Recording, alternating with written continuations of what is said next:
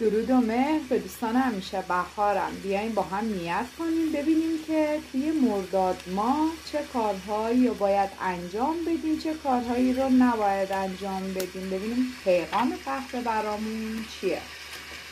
پاداش تلاش ها، میگه تلاشی که کردید پاداش خواهد داشت، کمک و پشتیبانی براتون خواهد شد، چه از طرف کائنات باشه چه از طرف کسی یا شخصی. مسافرت ناگهانی یا بازگشت عشق خواهید داشت، تکامل تدریجی و پیشرفت خواهید داشت. خدا رو شکر. دیگه توانایی برآورده شدن حاجات و نصیحت. یه سری آدم ها نصیحتتون میکنن در مقابل بعضی رسیدن ها. تأخیری که توی کارتون کردین میگه باید زود تصمیم بگیرید تا اون تأخیر زودتر برطرف بشه. و یا شنیدن پیغام اومدن نوزادی به دنیا یا نقشه های جدید یا برنامه های جدید خواهید داشت.